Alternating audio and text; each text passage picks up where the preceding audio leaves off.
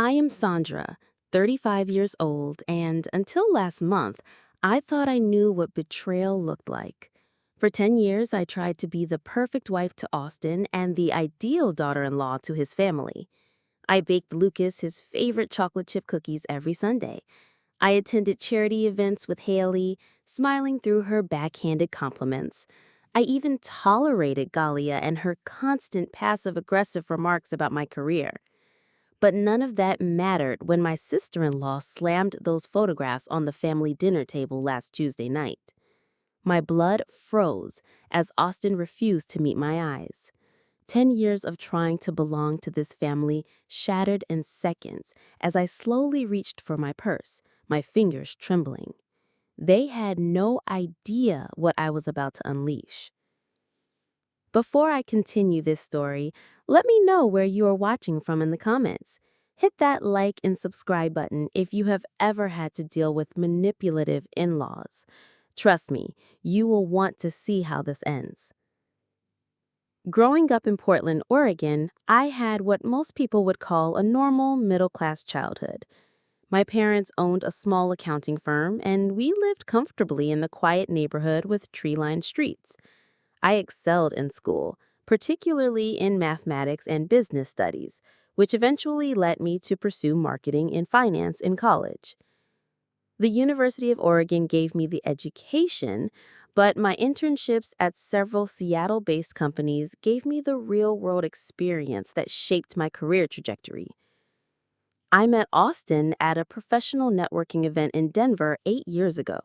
He was there representing his family business, Sterling Tech Solutions, and I was attending with the consulting firm I worked for at the time. We quite literally collided at the registration desk when I was rushing to check in after my delayed flight, and he helped me gather my scattered business cards with such genuine concern that I couldn't help but be charmed. "I'm so sorry, are you hurt?" he asked, his green eyes genuinely worried as he handed me my materials. "Let me buy you a coffee to make up for being a human obstacle." "Only if you promise not to knock me down again," I replied, surprising myself with my boldness. That coffee turned into dinner, which turned into a long walk through downtown Denver discussing everything from business strategies to our favorite books. By the end of the 2-day conference, we had exchanged numbers and made plans for him to visit me in Seattle the following weekend. There was something about Austin that felt different from other men I had dated. He was thoughtful, had a dry humor that made me laugh, and seemed genuinely interested in my opinions and career goals. The fact that he was undeniably attractive with his dark blonde hair and athletic build was certainly a bonus. What Austin didn't tell me right away was that Sterling Tech Solutions wasn't just some regional technology company. It was a third-generation family business worth over $80 million, and he was being groomed as the future CEO. I learned this several weeks into our relationship when he invited me to his penthouse apartment in Seattle's Belltown district. The doorman greeting him by name, the private elevator, and the breathtaking view of Elliott Bay were my first clues that Austin wasn't just comfortably middle class like me. "Why didn't you tell me?" I asked, feeling a mix of confusion and slight betrayal as I stared out at the stunning cityscape from his floor-to-ceiling windows. Austin ran his hand through his hair, looking genuinely uncomfortable. People change when they know about the money. They either want something from me or assume I'm some spoiled rich kid who never worked for anything. I wanted you to see the real me first. I appreciated his honesty, but little did I know this was my first glimpse into the complicated web of expectations, control, and manipulation that came with the Sterling family name. It would be another month before I met the Sterlings in person, and by then I was already falling deeply in love with their son. Lucas and Haley Sterling lived in a sprawling estate in Medina, Washington, complete with manicured gardens, a tennis court, and a 5-car garage housing vehicles worth more than most people's homes. My first dinner there was like walking into a beautiful trap. Lucas, a tall, intimidating man with silver hair and piercing blue eyes, interrogated me about my family background, my career goals, and my intentions regarding his son, all while barely touching the gourmet meal prepared by their private chef. Haley, perfectly polished in designer clothing and wearing pearls that probably cost more than my car, smiled with practiced warmth while making subtle corrections to everything I did. "Sandra, dear," she said sweetly when I reached for my water glass, "we typically wait until after the first course to drink during formal meals." Then there was Galia, Austin's younger sister by 3 years.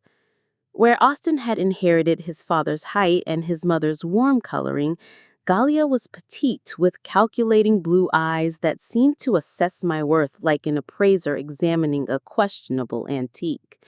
She had the same Ivy League education as her brother, but unlike Austin, who worked long hours in the family business, Galia had never held a real job.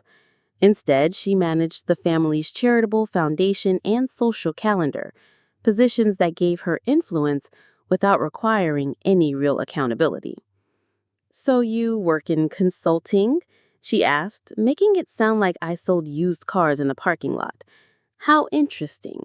I suppose someone has to help businesses figure out what they're doing wrong." Austin squeezed my hand under the table. His silent apology and encouragement gave me strength. I smiled brightly and responded, "Actually, my specialty is helping technology companies optimize their operations and increase profitability. My last project helped a software startup increase their revenue by 85% while reducing their operational costs." Lucas actually looked up from his plate at that, a flicker of what might have been respect crossing his features before he returned to cutting his steak. It wasn't much, but it felt like a small victory in what I was beginning to realize would be a long campaign to win this family's acceptance. Despite the chilly reception from his family, Austin and I continued to grow closer over the following months. He was different when we were alone together, more relaxed and genuine than the carefully controlled version of himself he presented around his parents. We would spend hours talking about everything from business strategies to our dreams for the future, and I began to see glimpses of the man he could be if he wasn't constantly trying to meet his family's impossible standards. 2 years into our relationship, Austin proposed during a weekend getaway to the San Juan Islands. The ring was his grandmother's, a stunning vintage emerald surrounded by diamonds that Haley had apparently been saving for the right woman to join their family.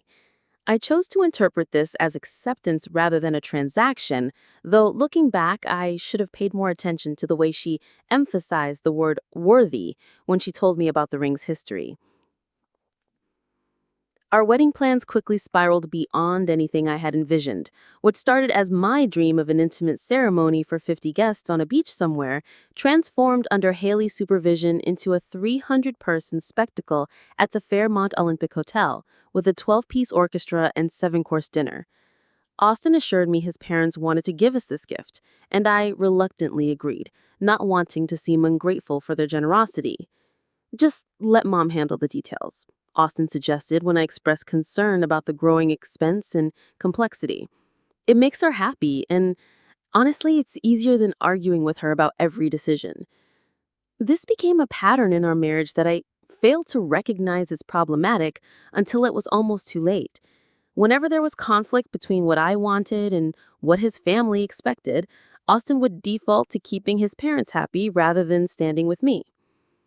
After our honeymoon in Tuscany, which was the one aspect of our wedding I had insisted on planning myself, we returned to Seattle to start our married life. The Starlings had purchased a beautiful craftsman house in Queen Anne as their wedding gift to us, another gesture that came with invisible strings I wouldn't fully understand until years later. I continued advancing in my consulting career, eventually becoming a senior partner at one of Seattle's most respected firms. Austin worked his way up through various departments at Sterling Tech Solutions, learning every aspect of the business in preparation for eventually taking over from his father. Our lives settled into what seemed like a comfortable routine that included mandatory Sunday dinners at the Sterling estate and holidays spent according to Haley's elaborate traditions. For several years, I genuinely tried to be the perfect daughter-in-law. I learned how to make Lucas's favorite bourbon pecan pie from scratch, following a recipe that had been in the Sterling family for generations. I joined Haley's book club, despite the fact that they only read literary fiction that I found pretentious and boring. I attended charity auctions and country club events, wearing the appropriate designer outfits and making polite conversation with people who seemed to view me as an interesting curiosity rather than one of their own. I even tried to build a relationship with Glia, inviting her to spa days and shopping trips that inevitably ended with her making cutting remarks about my choices. It must be nice to spend your own money, though I suppose Austin appreciates you staying busy with your little consulting projects while he handles the real business responsibilities. The message was always clear beneath her sweet smile. I might be Austin's wife, but I would never truly be a Sterling. I was an outsider being temporarily tolerated, not a family member being genuinely welcomed. Things began to shift noticeably about 18 months ago when I received a major promotion that effectively made me the primary breadwinner in our marriage. Austin was genuinely proud and supportive, taking me out to celebrate and bragging about my success to his colleagues. But his family's reaction was distinctly different. "I suppose this means we'll see even less of you at family functions," Haley remarked when we shared the news at our usual Sunday dinner, her tone suggesting disappointment rather than congratulation. Lucas frowned and asked, "Are you sure you can handle that level of responsibility? These executive positions can be quite demanding, especially for someone without an MBA from a top-tier program."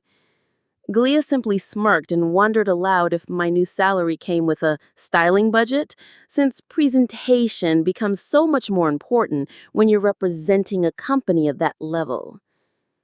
What hurt most wasn't their thinly disguised criticism, but Austin's complete silence in the face of it. He would give me apologetic looks across the dinner table or squeeze my hand under the tablecloth, but he never actually defended me or challenged his family's dismissive attitude toward my achievements. When I brought this up during our drive home that evening, he sighed heavily and said, "That's just how they are, Sandra. They don't mean anything personal by it.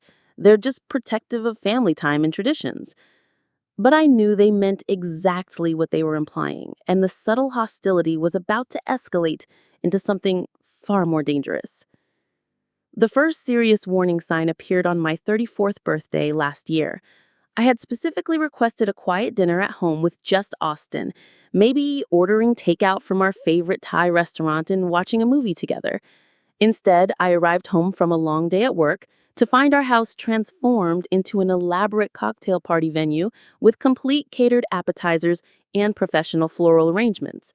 "Surprise!" Austin announced proudly when I walked through the door, still wearing my business suit and looking completely confused. "Mom thought you deserved something special for your birthday." Before I could respond, Haley emerged from our kitchen wearing an apron over her designer dress, acting as if she was the hostess in my own home. "Quick, go change into something more festive. The guests will start arriving in 20 minutes." I looked around my transformed living room, trying to process what was happening. What guests, exactly? Just some close friends and family. About 60 people. The guest list, as it turned out, included exactly 2 of my actual friends. The rest were Sterling family members, business associates, and people from Haley's social circle. People who knew me only as Austin's wife, not as Sandra, the individual with her own identity and preferences. I forced a smile and played along, but something fundamental shifted inside me that night. As I watched Haley accepting compliments for the beautiful party she had organized for her dear daughter-in-law, I realized how completely my identity had been absorbed into the Sterling family narrative. The following months brought new challenges that I initially attributed to the natural growing pains of my expanded role at work. Our consulting firm had landed several major technology clients, and I was leading a team of 12 people on complex digital transformation projects. This meant longer hours, more client meetings, and occasional travel to other cities for presentations and strategy sessions. Austin seemed supportive in theory, but in practice, he began questioning my schedule and activities with increasing frequency and intensity. "Another late meeting with Derek?" he would ask when I mentioned working with our firm's technology director. "You two seem to be spending a lot of time together lately." "It's called collaboration, Austin," I would reply, trying to keep my tone light despite my growing irritation. "Would you prefer I work exclusively with the women in accounting instead?" He would laugh it off as a joke, but the questions kept coming with uncomfortable regularity. Why was I getting text messages during dinner? Who was calling me so late in the evening? Did this business trip to Portland really require staying overnight when it was only a 3-hour drive? Then came the strange coincidences that made me question whether I was becoming paranoid or if something genuinely unusual was happening around me. During a quick business trip to San Francisco, I was walking out of my hotel lobby when I literally bumped into Galia coming through the revolving door. "What a surprise!" she exclaimed, with what seemed like exaggerated shock. "I'm here for a charity board meeting. What brings you to the city?" 2 weeks later, she appeared at the same coffee shop in downtown Seattle where I was having an early morning meeting with potential clients. Then again at a restaurant in Vancouver where I was having dinner with colleagues after a conference. Each time she had a perfectly reasonable explanation that nonetheless left me feeling unsettled and watched. Digital anomalies began appearing as well. Small things that individually seemed insignificant, but together formed a pattern that concerned me. Emails I was certain I had received from male colleagues would disappear from my inbox without explanation. Photos from work events would somehow appear in family members' phones, with innocent interactions captured at angles that made them appear more intimate or suspicious than they actually were. "Who's the guy with his hand on your shoulder?" Austin asked one evening, showing me a photo on his phone from our firm's holiday party. "That's Marcus, our new project manager," I explained, looking at the image with confusion. "He was introducing himself to everyone at the party. Where did you get this photo?" "Galia sent it to me," said she saw it on someone's social media account. But none of my colleagues had posted photos from our private company event, and when I checked our firm's internal photo sharing system, I discovered that someone had accessed it using my login credentials from an unknown device located outside our office building. The invasion of my privacy began extending into our home as well. Items in my home office would be moved slightly from where I had left them. My laptop would be in a different position on my desk when I returned from work. Once I found my personal journal had been moved from its usual hiding place in my desk drawer to a different location entirely. When I confronted Austin about these strange occurrences, he dismissed my concerns as stress-related paranoia from my demanding work schedule. "Maybe you should consider cutting back on your hours," he suggested during one particularly tense conversation. "Mom mentioned that she thinks you might be developing workaholic tendencies. She knows an excellent therapist who specializes in work-life balance issues." Lucas had his own suggestions for managing my supposed stress. "I'd be happy to review your personal finances, Sandra," he offered during one of our Sunday dinners. "With your new position, you might be making some costly errors in your tax planning that could cause problems later."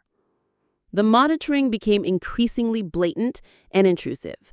After Galia borrowed my phone to make a call when hers had supposedly died, I discovered a tracking application had been installed that I had never authorized or even heard of. Austin began checking my phone while I was in the shower, something I only realized because he forgot to close my text message app one morning. My friendship with David, a college classmate who had recently moved to Seattle after his divorce, became a particular point of contention and suspicion in our household. "David again?" Austin asked when I mentioned meeting him for lunch to help him adjust to the city. "That's the 4th time this month. Don't you think it's inappropriate to spend so much time with another man?" "He's going through a difficult divorce and needs support from friends. We've known each other since sophomore year of college. You've met him multiple times at parties." "People change, Sandra," Austin replied with a cryptic tone that sent chills down my spine. "Especially men going through divorces. They become desperate and predatory." The unannounced visits from my in-laws escalated dramatically as well.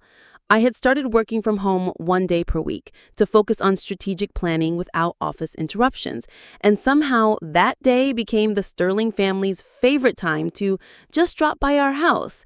We were in the neighborhood, Haley would say, despite living 45 minutes away in the complete opposite direction from anywhere she normally went. I brought some homemade cookies, Galia would offer, making herself comfortable at my dining room table where confidential client documents were often spread out for review. Once I returned from a quick grocery store run to find my home office door slightly ajar, though I distinctly remember closing it and locking it before I left. When I quietly approached to investigate, I overheard Austin and Galia having a hushed conversation inside. "We need more concrete evidence," Galia was saying in an urgent whisper. "This circumstantial stuff isn't enough to convince anyone of anything." "She'll be back from the store soon," Austin replied, his voice tense with anxiety. "We should finish up and get out of here." When I deliberately made noise in the hallway to announce my presence, they emerged with casual smiles, Austin claiming he was showing Galia some vacation photos on my computer. But the screen was displaying my email inbox, not any photo album. That night, I made a decision that would change everything. I began documenting every strange occurrence, every invasion of privacy, every suspicious coincidence. Each incident went into a password-protected document stored on a secure cloud drive that only I could access. I wasn't sure what was happening to my marriage and my life, but every instinct I had was screaming that something was very, very wrong. When I tried once more to discuss my growing concerns with Austin, hoping he would finally listen and help me understand what was happening, his reaction was more defensive and dismissive than ever before. "You're being completely ridiculous, Sandra," he snapped, his voice carrying an edge I had rarely heard before. "My family loves you. They've given us everything we could possibly want. This promotion is making you suspicious and paranoid about everyone around you, and frankly, it's not an attractive quality." His words stung deeply, but they also confirmed what I had begun to suspect about our marriage dynamics. Austin would never choose my side over his family's interests, no matter how legitimate my concerns might be. Whatever was happening to me, I would need to figure it out completely on my own.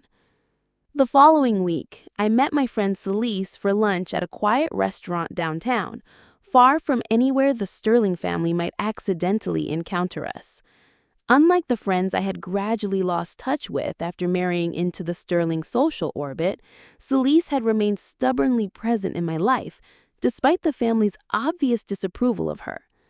A cybersecurity specialist with a healthy distrust of corporate surveillance and government overreach, she had never warmed to the Sterlings, and they had never bothered trying to charm her. "Something really strange is going on with my devices and my privacy," I confided after we had ordered our meals. "My phone and computer are acting weird, and I think someone might be monitoring my communications somehow." Celise didn't laugh at me or suggest I was being paranoid. Instead, she immediately reached for my phone with a serious expression. "Let me take a look at this," she said, her fingers flying across the screen as she accessed various settings and applications. 20 minutes later, her expression had transformed from curious concern to absolute fury. "Sandra, your phone has 4 different monitoring applications installed on it.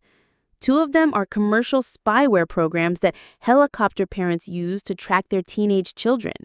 But these other 2 are much more sophisticated and expensive. They can capture every keystroke you make, access your camera and microphone remotely, and send all of your personal data to external servers." My stomach dropped as the implications hit me. Could this be some kind of work security requirement that I forgot about?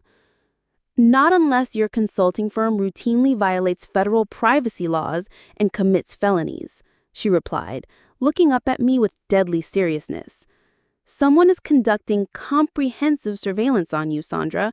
This is professional-grade spyware that costs thousands of dollars per month to operate." That afternoon, Celise set me up with completely clean devices that couldn't be traced back to my regular accounts or activities. I've installed counter-surveillance software on these, she explained, showing me how to access the monitoring logs. It will record and document every attempt to access your information, including the source locations and device signatures. But you need to keep acting completely normal with your compromised devices too. Let's see who we can catch in the act. The results came faster than either of us had expected.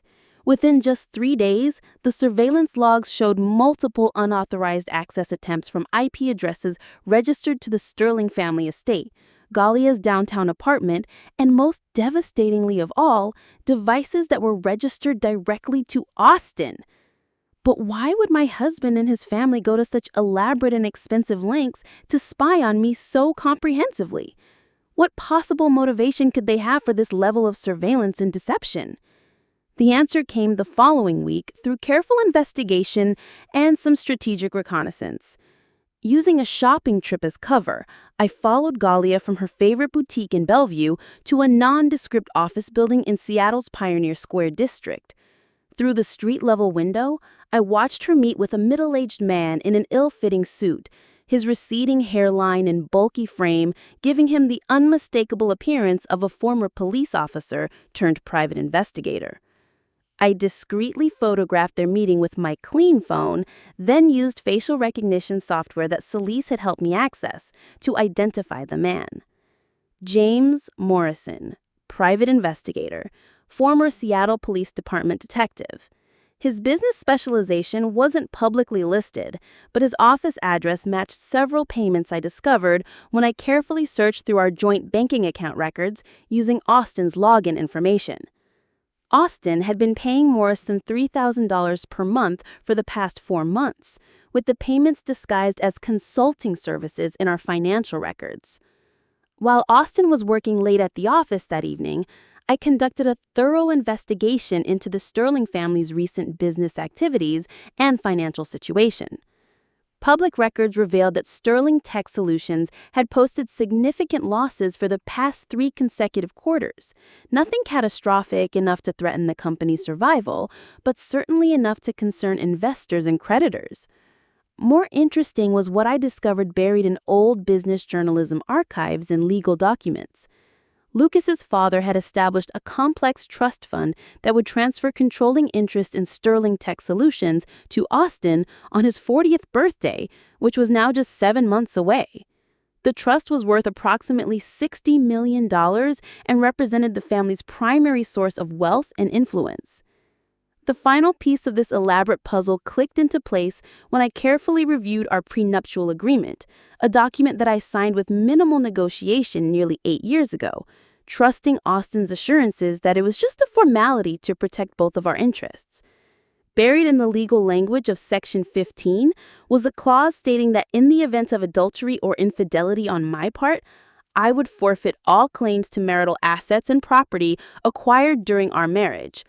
A separate provision noted that if our marriage ended for any reason before Austin's 40th birthday, certain disbursements would be accelerated, giving him immediate access to funds that would otherwise remain locked away. The picture became clear with sickening clarity.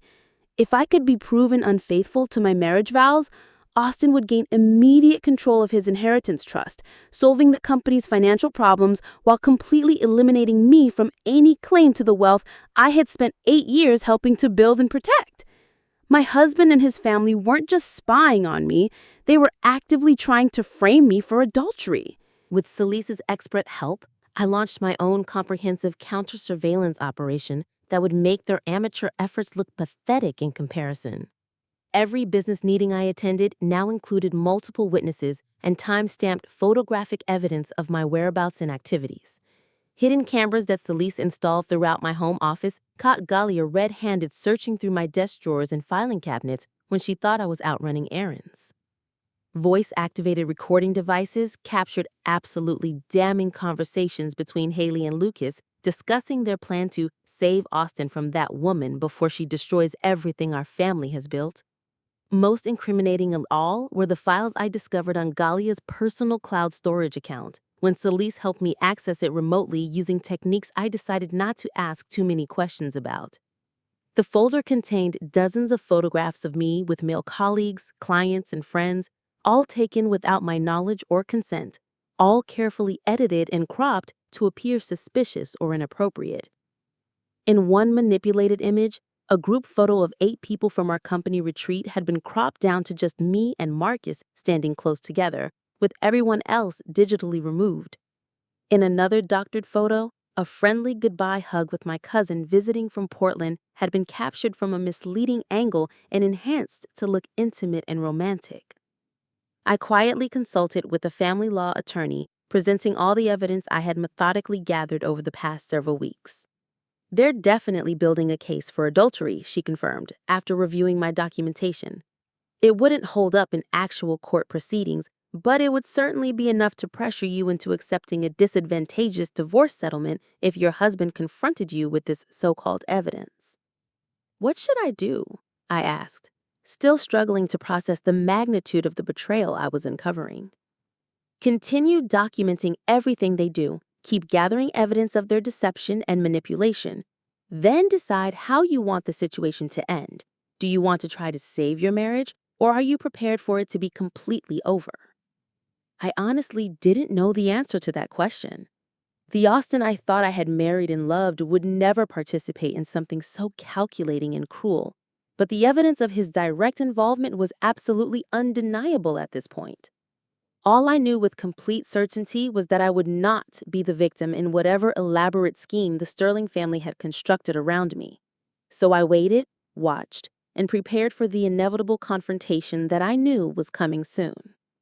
When the formal invitation arrived for Lucas and Haley's 30th anniversary celebration, I knew instinctively that this would be the moment they sprang their carefully orchestrated trap. Austin insisted we attend despite the obvious tension that had been building between us over the past several weeks. "It's important to the family," he said, using his standard phrase whenever I tried to establish any boundaries or independence. "They're expecting us to be there."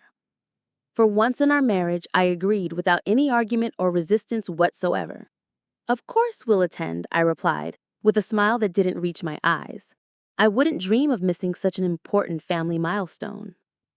The night of the anniversary dinner, I dressed with particular care and attention to detail, choosing a conservative navy blue dress that Haley had once complimented during a charity event. I styled my hair in a simple, elegant updo, applied minimal but flawless makeup, and wore the diamond earrings that had been Lucas's gift to me on our 5th anniversary. I wanted to look like the perfect, devoted daughter-in-law walking willingly into their trap. But hidden in my purse, carefully organized in a leather portfolio, was every single piece of evidence I had gathered over the past 2 months. Photographs, financial records, surveillance logs, audio recordings, and legal documents that would completely destroy their case against me while exposing their elaborate deception to everyone present. And attached discreetly to my bra beneath my dress was a tiny recording device that Celeste had provided just in case the evening's events needed to be documented for legal purposes later. As Austin drove us toward his parents' estate through the Seattle evening traffic, I felt strangely calm and focused. Whatever happened during the next few hours would determine the entire course of my future life, and I was as prepared as any person could possibly be for the battle ahead. "Ready for tonight?" Austin asked as we pulled through the estate's security gates, and I wondered if he fully understood the multiple meanings contained in his seemingly innocent question. "Absolutely," I replied, squeezing his arm with false affection, while my other hand rested protectively over my purse. "I've been looking forward to this evening for weeks." The Sterling mansion was illuminated like a palace when we arrived, with professional valet service for guests and catering staff moving efficiently through the service entrance. Austin handed over our car keys with practiced ease, then offered me his arm as we climbed the wide marble steps toward the front door where our fate awaited us. The front door opened before we could ring the bell, revealing Haley in a stunning silver evening gown that probably cost more than most people's monthly mortgage payments. Her smile was perfectly practiced as she air-kissed my cheeks in the European fashion she had adopted after a trip to Paris several years ago. "Sandra, darling, so wonderful that you could make it tonight," she said with that particular tone that suggested she had harbored doubts about my attendance. We were beginning to wonder if your demanding work schedule might keep you away from family celebrations, as it has so often recently. The subtle barb was delivered with such polished sweetness that any casual observer would miss the underlying hostility completely. I smiled warmly in return, matching her energy perfectly. I wouldn't miss celebrating 30 years of marriage for anything in the world, Haley. It's such an inspiration to see a partnership that has lasted so long. She looked momentarily thrown by my genuine enthusiasm, but recovered her composure quickly. Well, please come in. Everyone is gathering in the main reception room. Everyone turned out to be approximately 40 people, a carefully curated mix of family members, business associates, and the Sterling family's inner social circle. I recognized most of the faces from previous gatherings, though several were new to me. One face in particular caught my attention immediately. James Morrison, the private investigator, dressed in an obviously ill-fitting tuxedo and looking distinctly uncomfortable among the wealthy elite surrounding him. "Austin, my boy," Lucas's booming voice carried across the room as he approached us, champagne flute already in hand despite the early hour. His smile was warm when directed at his son, but notably cooled when his eyes landed on me. "And Sandra, lovely as always, of course." The subtle emphasis on always made my skin crawl, but I maintained my pleasant expression without wavering. "Lucas, congratulations on 30 remarkable years of marriage," I replied graciously. "The house looks absolutely beautiful tonight." "All Haley's doing," he replied dismissively before turning his full attention back to Austin. "Come say hello to Bill Patterson. He's considering a significant investment in our Pacific Northwest expansion project." And just like that, I was abandoned in favor of business networking, exactly as I had expected would happen. I made my way through the elegantly dressed crowd, accepting a glass of champagne from a circulating server, and engaging in the predictable small talk that dominated these gatherings. Most conversations follow the exact same pattern they always had. Polite inquiries about my consulting work, followed by glazed expressions when I actually provided detailed answers, then quick transitions to gossip about people I barely knew. Galia materialized at my side as I was considering whether to accept a second glass of champagne from a passing waiter. Unlike her mother's silver ensemble, she had chosen a dramatic blood-red dress that emphasized her petite frame. Her dark hair was swept into a severe chignon that accentuated the sharp angles of her face. "Enjoying yourself so far?" she asked, her tone suggesting she already knew the answer was decidedly negative. "Immensely," I lied smoothly. "Your parents certainly know how to celebrate important milestones properly." Mother has always believed that significant family occasions deserve proper recognition and ceremony, especially when they mark important transitions and changes. Before I could respond to her cryptic comment, a server announced that dinner was ready to be served, and the entire gathering migrated toward the formal dining room. The massive oak dining table had been extended to its full length to accommodate all 40 guests, with Lucas and Haley positioned at opposite ends as the guests of honor. Austin and I were seated about halfway down one side of the table, with Galia positioned directly across from me, where she could maintain constant eye contact. James Morrison, I noticed with growing apprehension, had been placed just 3 seats away from Galia, close enough for easy communication and coordination. The meal progressed through 5 elaborate courses, each more luxurious and expensive than the last. Conversation flowed around the usual topics of business achievements, vacation properties, investment strategies, and the various accomplishments of children and grandchildren. I contributed appropriately when directly addressed, but mainly focused on observing the subtle dynamics and interactions happening around me. Austin grew increasingly quiet and withdrawn as dinner progressed, responding to direct questions when necessary, but otherwise staring intently at his plate. Galia, by contrast, became more animated and talkative each course, exchanging meaningful glances with her mother and occasionally leaning over to whisper something to Morrison that made him nod grimly. After the dessert plates were cleared away and coffee was being served, Lucas stood slowly and raised his crystal champagne flute high into the air. I want to thank everyone here tonight for joining Haley and me to celebrate 30 years of marriage, he began, his voice carrying easily through the large dining room. Polite applause rippled through the gathering as he continued his prepared remarks. Family has always been the absolute foundation of everything we have accomplished in business and in life. Loyalty to family, above all other considerations, has guided every single decision I have made over the past 3 decades. He looked directly and pointedly at Austin during this last statement, and I felt my husband shift uncomfortably in his chair beside me. To family loyalty, he concluded, raising his glass even higher into the air. To family loyalty, the guests echoed in unison, drinking to the toast that felt more like a threat than a celebration. As servers moved efficiently around the table pouring coffee and offering after-dinner drinks, Haley rose gracefully from her chair at the opposite end of the table. "We have a very special guest with us tonight," she announced, her voice carrying a tremor of what I now recognize as barely contained excitement. James Morrison is a dear family friend who has recently been helping us with some very sensitive and important matters. James, would you mind saying a few words to our guests? Morrison looked like he would rather be literally anywhere else on earth, but he stood obediently from his chair. "Thank you, Mrs. Sterling, for including me in this beautiful celebration," he began awkwardly, clearly uncomfortable with public speaking. "In my line of work, I don't often encounter marriages that last 3 full decades. It's a real testament to your commitment and, as Mr. Sterling said, your loyalty to each other."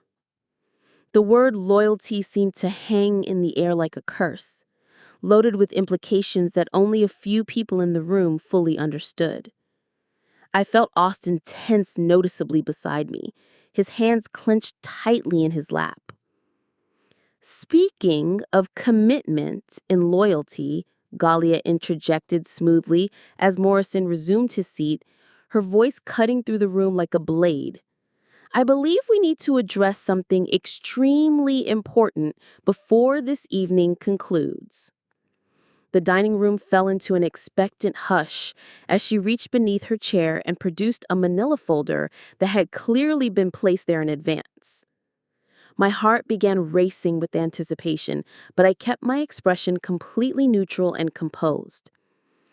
"Austin," she said, turning toward my husband with manufactured concern evident in her voice, "as your sister, who loves you dearly, I simply cannot in good conscience remain silent about this any longer."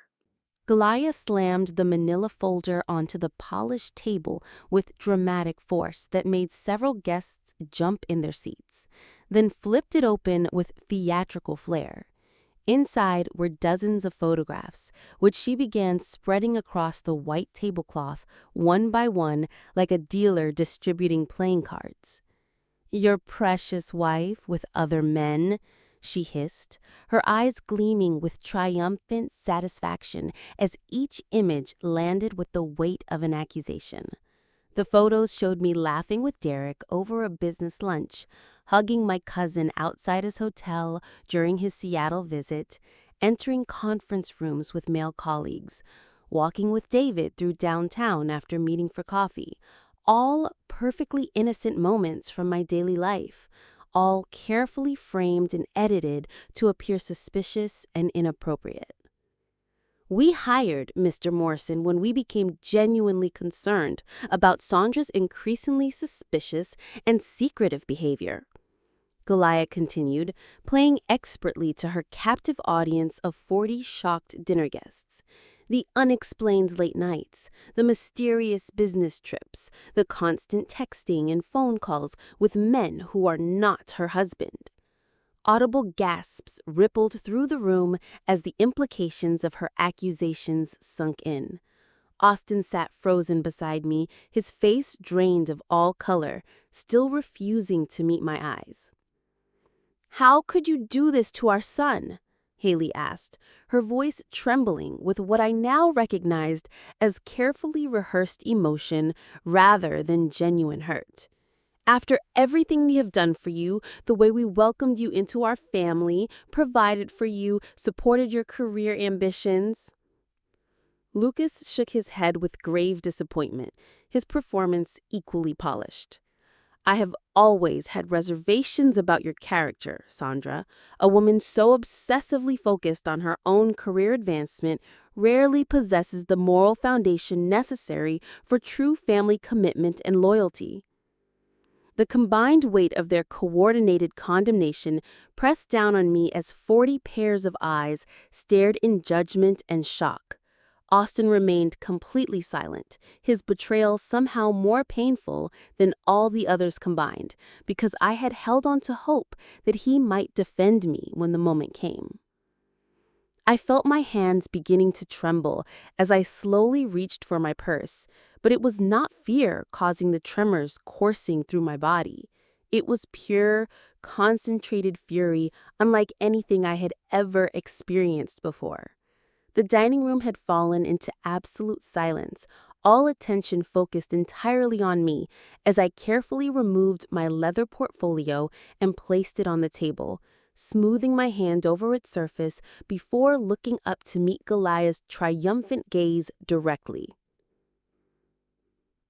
"Before everyone jumps to conclusions based on manipulated evidence," I said, my voice steady and clear despite my racing heartbeat, "I think we should examine these photographs much more carefully and thoroughly." I opened my portfolio with deliberate calm and removed the first stack of documents I had organized with clearly labeled tabs for easy reference during exactly this moment. "This first photograph of me and Derek at Andaluca restaurant," I began, selecting one of the images Goliah had thrown down like evidence in a criminal trial. "Goliah, would you mind telling everyone exactly when this was taken?" She blinked rapidly, clearly caught off guard by my composed response instead of the breakdown she had expected. "3 weeks ago, on a Tuesday." She replied with less confidence than she had displayed moments earlier. I nodded calmly and extracted a document from my portfolio. "How interesting. Here is the receipt from that particular lunch, showing 6 separate meals and beverages, not just 2. I passed the receipt to Edward Patterson, a family friend sitting nearest to me, who examined it with obvious discomfort. And here was a group photograph taken by our server showing me, Derek, and our entire creative team discussing the Morrison Industries campaign strategy. The complete image clearly revealed 4 other colleagues at the table, all carefully cropped out of Goliah's deliberately misleading version. This photograph," I continued methodically, selecting another image showing me embracing a man outside a downtown hotel, "is particularly interesting to me, Goliah. When your private investigator captured this image, did he bother to take any additional shots, perhaps one showing this man's wife and twin daughters who joined us just moments later?" I produced several additional photographs showing the complete scene, me with my cousin Robert, his wife Jennifer, and their 8-year-old twin girls, all wearing matching family reunion t-shirts from our extended family gathering. "This is Robert, my first cousin from my mother's side of the family. We grew up together in Portland. He brought his family to Seattle for his company's annual conference and contacted me to arrange a family visit." Austin finally looked directly at me for the first time all evening, confusion and dawning realization replacing the hurt that had been evident in his expression. "And regarding these hotel photographs," I continued, moving methodically through each piece of evidence they had presented, "taken during my business trip to Vancouver last month. Your investigator did excellent work capturing me entering the Fairmont Hotel with my male colleague. Did he also document us checking into separate rooms on different floors? Or perhaps the client dinner we attended with 18 other people in the hotel's private dining room, all recorded on our corporate credit card? I systematically laid out hotel keycard records, itemized receipts, email confirmations, and corroborating photographs for each of their accusations. With each piece of authentic evidence I presented, the atmosphere in the room shifted dramatically and unmistakably. But let us discuss why these manipulated photographs exist in the first place.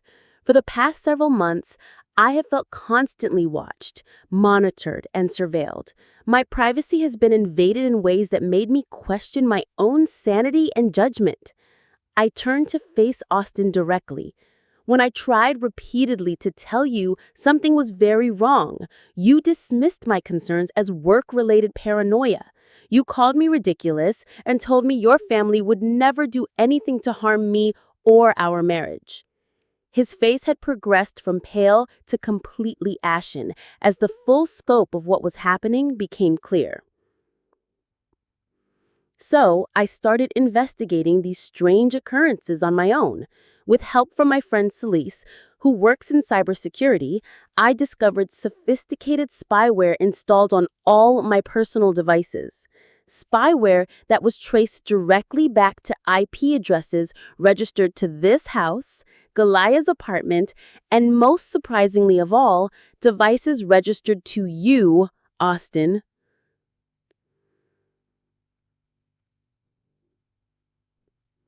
Audible gasps rippled through the room as the implications of her accusations sunk in. The logging logs clearly showed access dates, times, and exact locations of every privacy violation.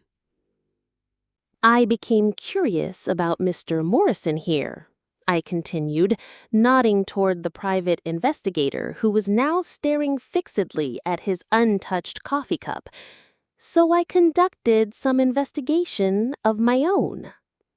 I produced time-stamped photographs of Galia meeting with Morrison outside his office building, their body language clearly indicating a business relationship rather than casual friendship. I found it particularly odd that our joint banking account showed monthly payments of $3,000 to Morrison Investigations, especially since you never mentioned hiring a private investigator, Austin. My husband's face had now progressed from ashen to a sickly green color as the full scope of his betrayal became undeniable. Most interesting of all was when I researched Sterling Tech Solutions' recent financial performance, I said, withdrawing several pages of publicly available financial statements from my portfolio. 3 consecutive quarters of significant losses, coinciding perfectly with Austin's 40th birthday approaching in 7 months. Lucas stood abruptly from his chair, his composure finally cracking. That information is confidential company business. Public records for a publicly traded corporation, I corrected him calmly, my voice never wavering. But it helped me understand the urgent timeline behind this elaborate scheme you've all constructed.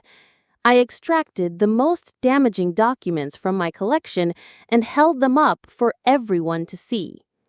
When I carefully reviewed our prenuptial agreement, I found Clause 18, which states that in the event of infidelity on my part, I forfeit all claims to marital assets and property. Additionally, if our marriage ends before Austin's 40th birthday, his trust fund disbursement accelerates immediately. I looked directly at Lucas, my gaze steady and unwavering. The company desperately needs cash.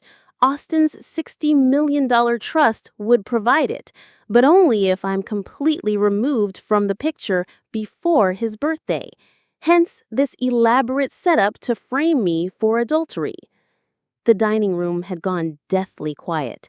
Even the catering staff had stopped moving, transfixed by the unfolding drama that was destroying one of Seattle's most prominent families in real time. The surveillance operation was remarkably comprehensive, I continued, laying out even more evidence. Hidden cameras in my home office caught Galia searching through my desk when I was supposedly out running errands. I played a brief video clip on my phone showing exactly that, Galia's face clearly visible as she rifled through my private documents. Voice-activated recording devices captured some particularly illuminating conversations between family members. I pressed play on an audio recording, and Lucas's voice filled the elegant dining room. Once we have sufficient evidence, Austin will have no choice but to divorce her immediately. The prenuptial agreement is absolutely ironclad. She'll walk away with nothing. Haley's voice responded clearly. It's for his own protection. She was never right for this family anyway. We should have prevented this marriage years ago. Austin stood suddenly, his chair scraping loudly against the hardwood floor. "Stop, please just stop," he said, his voice breaking. I looked up at my husband, seeing genuine horror and shame in his eyes for the first time all evening. "Did you know, Austin? Were you an active participant in this conspiracy from the beginning?" He shook his head frantically, then nodded, then shook it again, clearly struggling with conflicting truths. They told me they were concerned about changes in your behavior, said that sometimes when women get big promotions, they start looking for excitement elsewhere. Dad suggested we just make sure everything was okay, for my own protection. "So you never thought to trust me or simply ask me directly about your concerns," I said, my voice finally betraying some of the deep hurt I was feeling. "You never thought they would manufacture evidence, manipulate photographs, and spy on your own wife?" Galia slammed her hand down on the table with desperate fury. "She was taking you away from us. Ever since you married her, you've been different, questioning family decisions, missing important events for her work functions, putting her career before family loyalty. That's what marriage means, Galia," Austin shouted, startling everyone with his sudden vehemence. "Sandra is my family too." Lucas attempted to regain control of the rapidly deteriorating situation. "Now everyone needs to calm down immediately. This has clearly been an unfortunate misunderstanding. These precautions may seem extreme, but we were only protecting legitimate family interests. Surely you can understand our concern when your behavior became increasingly erratic and suspicious." "My behavior was never erratic. I was succeeding in my career while trying to be part of a family that never truly accepted me. Instead of celebrating my achievements, you perceived them as threats and constructed an elaborate criminal conspiracy to destroy my reputation and steal my rightful assets." I turned to Morrison, who looked like he wanted to disappear entirely. "I wonder what the Washington State Department of Licensing would think about your investigative methods, Mr. Morrison. Illegal surveillance, evidence tampering, conspiracy to commit fraud. Those seem like excellent grounds to revoke your private investigator license permanently." Morrison's eyes widened in alarm as the legal implications hit him. "And Lucas," I continued relentlessly, "the Sterling Tech Board of Directors might have some pointed questions about using corporate resources and company funds for personal vendettas. The payments to Morrison from business expense accounts could be particularly problematic from a governance and fiduciary responsibility perspective." Lucas's face flushed dark red with barely contained rage. "Are you threatening me, young lady?" "I'm stating verifiable facts," I replied evenly, "just as I've been doing all evening." Haley had collapsed into what appeared to be genuine tears, her perfectly applied makeup creating dark streaks down her cheeks. "We were only trying to protect our son from making a terrible mistake." "No," I said firmly, my voice cutting through her theatrical display. You were trying to control him as you always have, and you were willing to commit crimes and destroy an innocent person in the process. I gathered all my evidence back into the leather portfolio and stood gracefully from my chair. Austin, I'm calling a car to take me home. You're welcome to join me when you've finally decided where your true loyalty lies. As I walked steadily out of the dining room, the shocked silence of 40 dinner guests followed me like a tsunami. I had just publicly dismantled one of Seattle's most powerful families in front of their entire social circle. And for the first time in 8 years of marriage, I felt completely and utterly free. The ride home in the hired car would have been completely silent except for the constant pinging of incoming text messages on Austin's phone. He had followed me out of his Karen's house without saying a word to anyone, ignoring his mother's tearful pleas and his father's stern commands to handle your wife immediately. Neither of us spoke during the 20-minute drive until we were safely inside our house, with the door firmly locked behind us. Austin collapsed onto our living room sofa, his head buried in his hands like a man who would just watch his entire world crumble. I don't even know where to begin, he said finally, his voice hollow and defeated. I stood by our large picture window, arms crossed protectively over my chest, staring out at the city lights below. Did you know about all of it, Austin? The comprehensive surveillance, the private investigator, the doctored photographs, the entire elaborate scheme? He looked up at me with red-rimmed eyes that showed genuine anguish. Not all of it, not from the beginning, he admitted with a shuddering breath. Dad approached me about 3 months ago, said he was genuinely concerned about changes in your behavior and priorities. He told me that sometimes when women achieve significant career success, they start seeking excitement and validation elsewhere. And you believed him, rather than talking to me directly about any concerns, I said, the hurt evident in my voice, despite my attempts to remain composed. I didn't know what to believe anymore, Austin confessed miserably. You were working later hours, traveling more frequently for clients, getting texts and calls at unusual times. When Dad showed me the first batch of photographs, they genuinely looked suspicious and concerning to me. So you chose to trust manipulated evidence over 8 years of marriage. I should have questioned everything more thoroughly, he said, his voice breaking. But when Gallia started talking about the prenuptial agreement and my trust fund disbursement last week, I finally realized this wasn't really about protecting me from anything. By then, I felt completely trapped. If I backed out of their plan, I'd have to admit I had betrayed your trust. If I went forward with it, I'd be actively complicit in destroying you. So you chose complicity and betrayal, I stated flatly. I chose wrong, he whispered, looking utterly broken. I have never been more ashamed of anything in my entire life.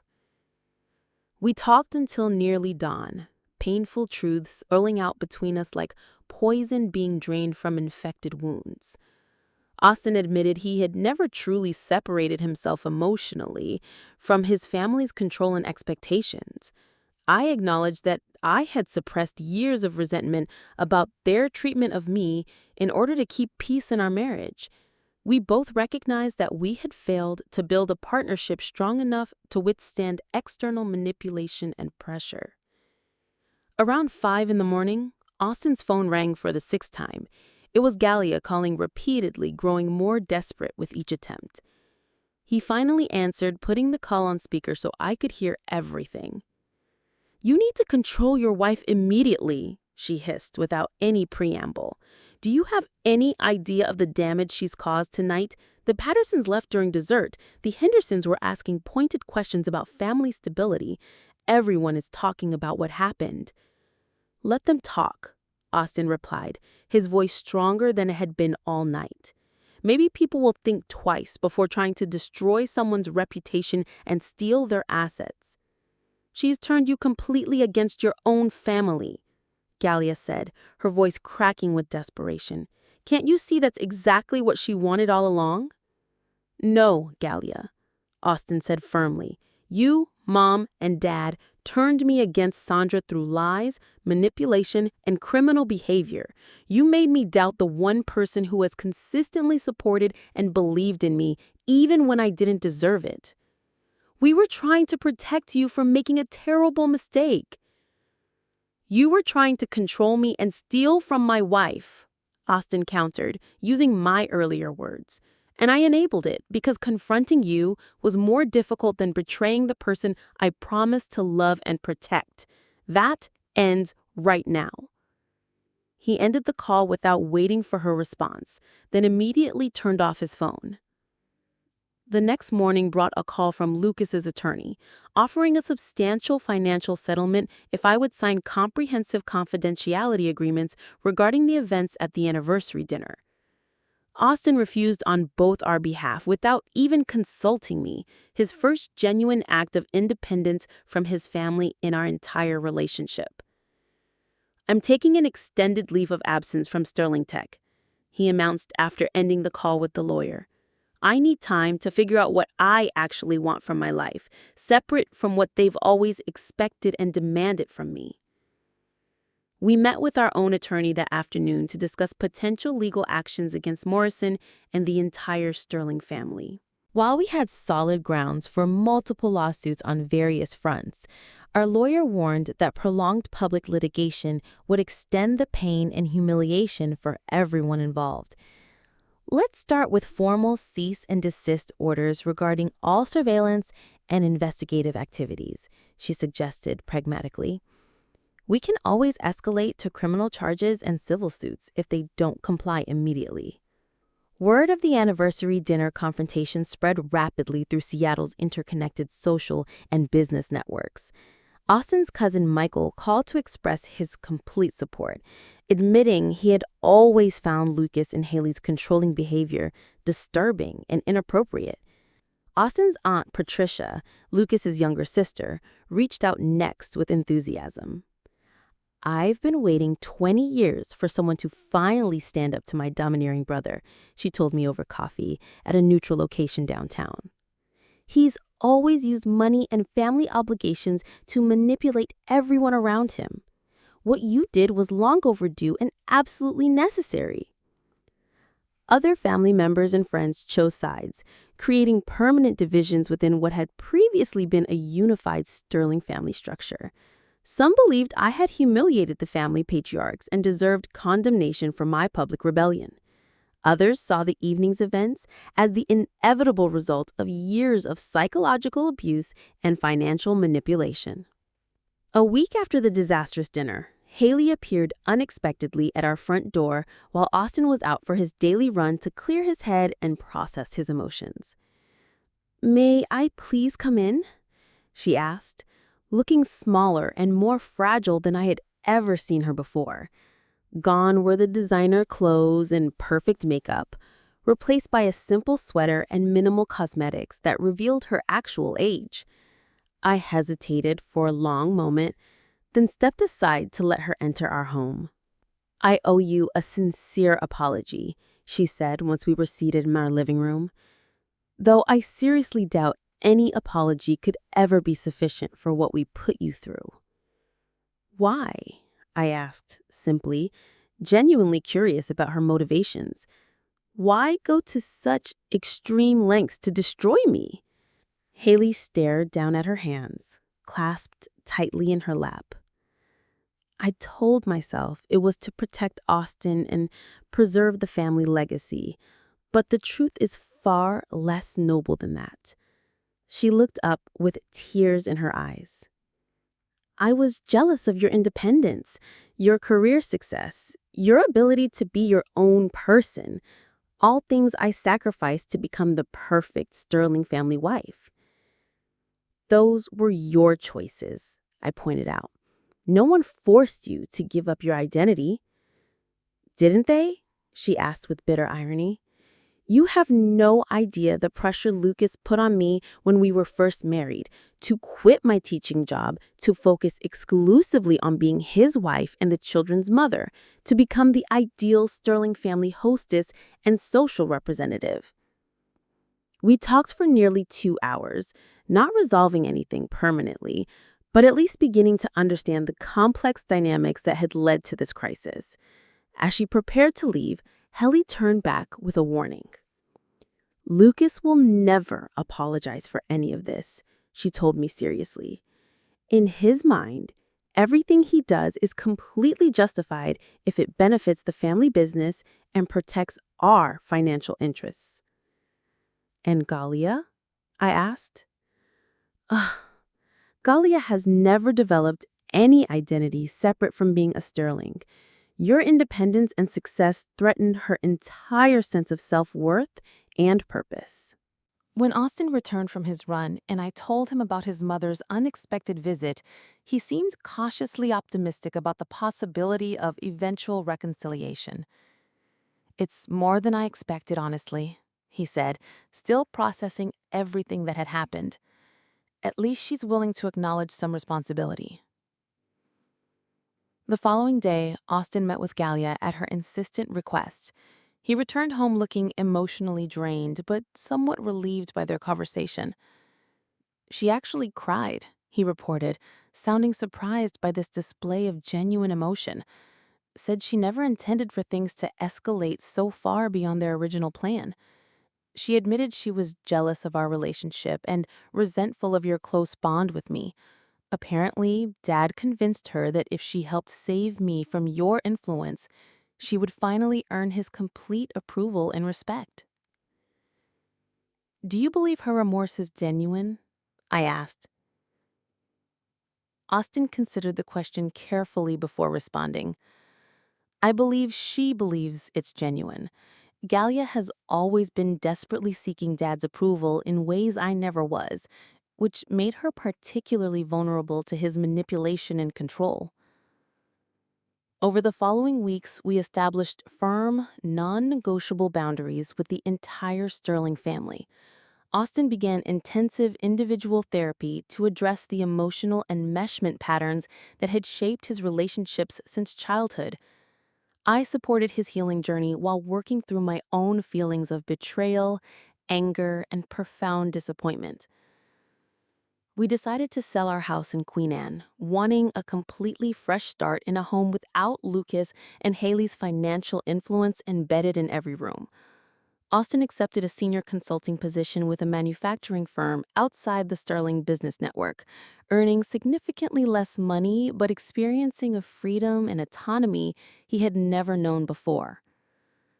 My workplace became an unexpected source of support during this difficult transition period. When I shared a carefully edited version of recent events with my supervisor explaining my recent distraction and emotional state, she was remarkably understanding and supportive. "Family business drama creates its own special kind of hell," she said, with the wisdom of personal experience. "Take whatever time you need to sort everything out properly. Your position and projects will be waiting when you're ready." As autumn transitioned into winter, Austin and I began the slow, careful process of rebuilding our marriage on a foundation of complete honesty and genuine partnership. The trust that had been shattered at that anniversary dinner was gradually being reconstructed through countless difficult conversations and painful revelations. I never want to be that weak and cowardly again, letting other people define my priorities and relationships. I'm so sorry it took almost losing you to understand what truly matters.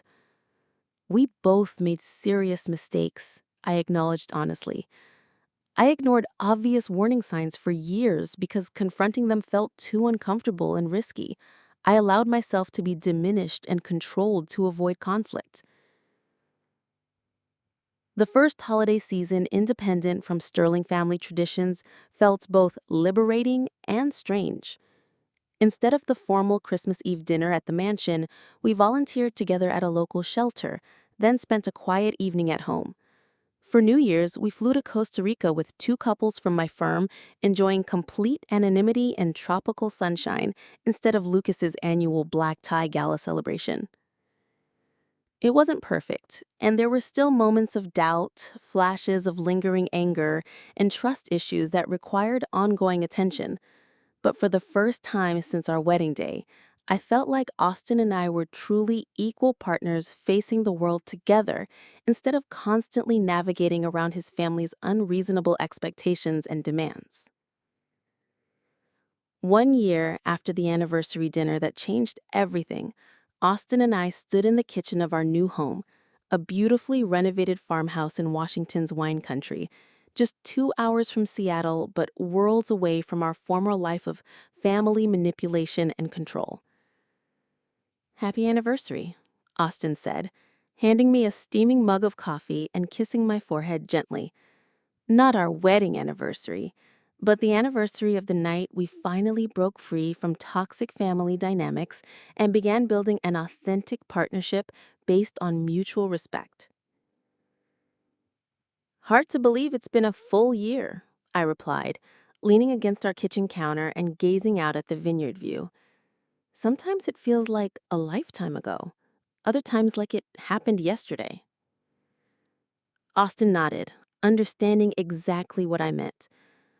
"I talked to Mom yesterday. She asked if they could visit us in the spring. I told her we would consider it carefully." This represented genuine progress. For the first 6 months after our confrontation, all communication with his family had been conducted exclusively through attorneys. Gradually, Austin had established limited contact with his mother, who seemed genuinely committed to repairing their relationship on healthier terms. "How did she respond to that boundary?" I asked. "Better than she would have a year ago," he said with a small smile. "She actually said she understood our need for time and space. I think her therapy sessions are really helping her develop self-awareness." Haley's personal transformation had been one of the more surprising developments of the past year. After decades of existing solely as Lucas's perfectly groomed wife, she had begun the difficult work of reclaiming her individual identity. She had returned to oil painting, a passion abandoned in her 20s, and was taking art classes at the local community college. Lucas remained largely unchanged in his fundamental attitudes, though recent events had significantly diminished his power and influence over family members. When Austin resigned from Sterling Tech Solutions, several major clients had followed him to his new consulting firm, creating serious financial consequences. The company's board of directors had conducted a formal investigation into Lucas's misuse of corporate resources for personal matters, resulting in official censure and strict limitations on his decision-making authority. Most importantly, Austin had completely restructured his inheritance trust with the assistance of his grandfather's original estate attorney, removing Lucas as trustee and eliminating any possibility of early disbursement based on marital status. The company would need to solve its financial problems without using Austin's inheritance as a convenient solution. Galia's transformation had been the most dramatic and unexpected change. The exposure of her role in the conspiracy against me had created a significant scandal in their social circle, temporarily ostracizing her from the world that had previously defined her entire existence. After months of intensive therapy and painful self-reflection, she had enrolled in graduate school for museum studies, pursuing interests she had abandoned years earlier. "Do you ever regret it?" Austin asked as we moved to our living room with our coffee, watching the sunrise over the valley. Standing up to them so publicly that night, it changed absolutely everything about our lives. I considered his question seriously, reflecting on the past year's journey. "I regret that such a dramatic confrontation was necessary," I said finally. "I regret that relationships had to be damaged and trust had to be broken before healing could begin. But no, I don't regret defending myself and our marriage. Sometimes you have to lose everything to discover what's truly worth keeping." Austin had undergone his own remarkable transformation since leaving the family business. His new consulting work allowed him to help struggling companies modernize their operations without the political complications of family dynamics. The reduction in income had been significant, but the increase in his personal happiness and our relationship satisfaction was immeasurable. I keep thinking about what Dr. Richards said in our couple session last week, Austin mentioned, referring to our marriage counselor, about how the most painful betrayals can lead to the greatest growth if we're willing to learn from them instead of just surviving them. I nodded, remembering that insightful conversation. It's absolutely true. As devastating as that night was, I'm not sure we would have ever broken free from those dysfunctional patterns without something equally dramatic forcing us to confront reality. Our marriage had emerged significantly stronger through the crisis and subsequent healing process. We communicated more openly and honestly, respected each other's boundaries and autonomy, and made decisions as genuine partners. The pretense and peacekeeping that had characterized our first 8 years together had been completely replaced by authentic intimacy and hard-earned trust. As morning sunlight strained through our windows, I reflected on the most important lessons of this transformative year. I had learned to trust my instincts when something felt fundamentally wrong, rather than dismissing my concerns to maintain artificial harmony. Austin had discovered that true family loyalty meant holding loved ones accountable for harmful behavior rather than enabling it through silence. Together, we had found the freedom that comes from establishing healthy boundaries and the strength that emerges from facing difficult truths with courage. The irony wasn't lost on me that Lucas's toast to family loyalty had ultimately led to the complete dismantling of the toxic version of loyalty he had enforced for decades. In its place, Austin and I were building something infinitely healthier, a partnership based on mutual respect, complete honesty, and genuine support for each other's growth and happiness. Looking back, the most valuable lesson from this entire ordeal was learning to trust my instincts when something felt fundamentally wrong, rather than dismissing my concerns to maintain artificial harmony. Austin had discovered that true family loyalty meant holding loved ones accountable for harmful behavior rather than enabling it through silence. Together, we had found the freedom that comes from establishing healthy boundaries and the strength that emerges from facing difficult truths with courage. Have you ever had to stand up to people who tried to tear you down and steal what was rightfully yours? How did you find the strength to speak your truth when it felt like everyone was against you? Share your story in the comments below, and let's support each other through these difficult but transformative experiences.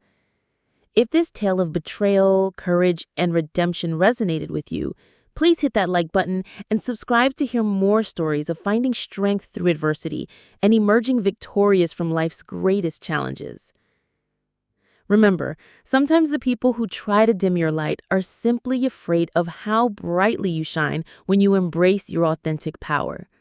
Thank you for listening, and until next time, always trust yourself first.